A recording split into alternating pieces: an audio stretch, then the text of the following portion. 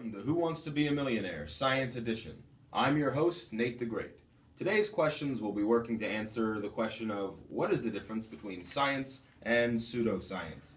Today's first contestant is Kate Fearon. Hi, thanks for having me. Here is your $1,000 question.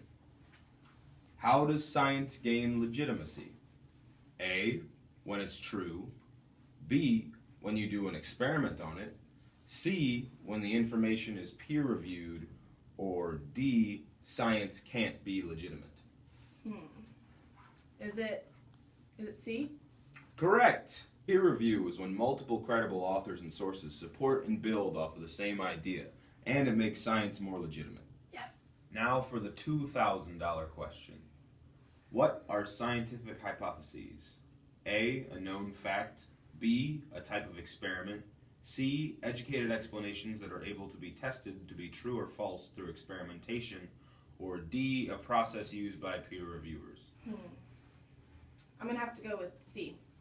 Correct. A scientific hypothesis needs to be falsifiable after doing an experiment, and it is a critical part of the scientific process. This is the $5,000 question. Are you ready? No. Okay, here we go. Which of the following is not a part of the scientific method? A, independent variable. B, dependent variable. C, control. Or D, getting a sponsorship. I don't know. Is it B? I'm sorry, that is incorrect. The correct answer is D. A sponsorship is not part of the scientific method. Thanks for playing. Better luck next time. Thank you. Our next contestant is Hannah York. Welcome to the show, Hannah. Thanks for having me. I'm so excited to be here. Glad to hear it. Now, let's start with an easy one, the $1,000 question. What is the difference between a falsifiable prediction and a hypothesis? A prediction helps to determine the type of study or experiment that needs to be done to test the hypothesis. B, one is wrong and one is right. C, there is no difference. Or D, one is education-based and one is not. Is the right answer A? Correct. While a prediction is a requirement for a hypothesis, the hypothesis is an actual testable explanation for possible results. Okay, time for the $2,000 question. Which of the following guarantees an author or source is reliable? A, a PhD. B, cited sources.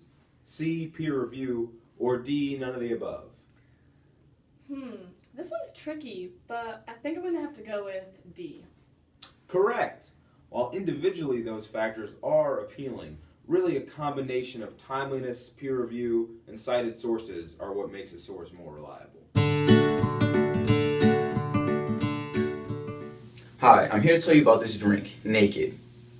Aside from being just great tasting, Naked helps remove toxins in the body.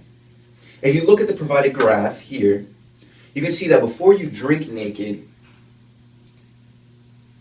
your body is full of harmful toxins, but after you drink it, there are significantly fewer toxins. Without all these toxins in your body, you'll feel better, sleep better, everything will be better. So let's talk to a satisfied customer.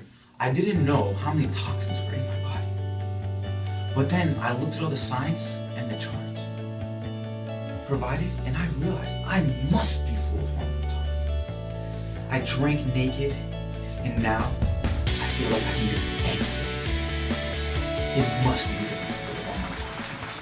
Customers love Naked, and they love being toxin-free. Hold on! Where's the science behind all this? What do you mean?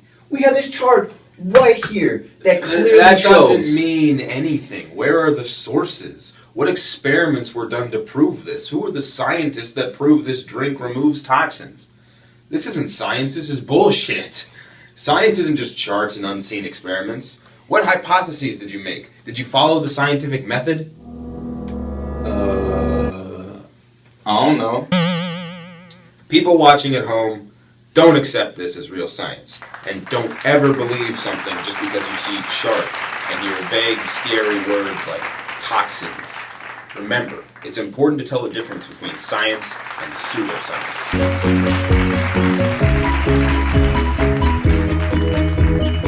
Home, we have now moved to our special second stage due to a storm-related power outage. Our last contestant entered our day right here. It's the $5,000 question. What are double-blind experiments? A. Experiments on two blind people. B. An experiment in which participants and researchers don't know which group is the control and which is the experimental. C. An experiment that is proven wrong. Or D. A biased study. I've always loved experiments, so I know that the answer is B. Correct! Double-blind experiments help to eliminate bias because neither the subjects nor the experimenters know the whole story. Okay, the questions are going to get a little harder now. It's the $10,000 question. Which of the following is not a focus of the peer reviewer's job? A. Check for grammar and syntax. B. Check for fact. C. Check for safety and medical study. Or D. Check for margin of error. Can I phone a friend for this one? It has really got me stumped. Go ahead. Who will you be calling today? I was going to phone my friend who recently got his PhD in psychology. Hello? Hey, I'm on the show Who Wants to Be a Millionaire. I need help with this question. It's so hard. Wow, thanks for calling me. Hope I can help. What's your question? The question is, which of the following is not a focus of a peer reviewer's job? A. Grammar and syntax. B. Checked for fact. C. Check for safety and medical study. Or D. Check for margin of error. Wait, I know this. It is definitely D. Check for margin of error. Peer reviewers do not do that. Oh my, thanks so much. I'm gonna make big bucks. Ha! You go. Is the right answer D? I'm sorry, that's incorrect. You probably should have picked a more reliable source. But my friend has a PhD. He knows what he's talking about. This just goes to show that just because someone has a PhD does not mean that you can believe everything they say based on the fact that they have a PhD. This is a very important thing to learn. Well, anyway, thanks for joining us today on Who Wants to Be a Millionaire, Science Edition. We'll see you next time.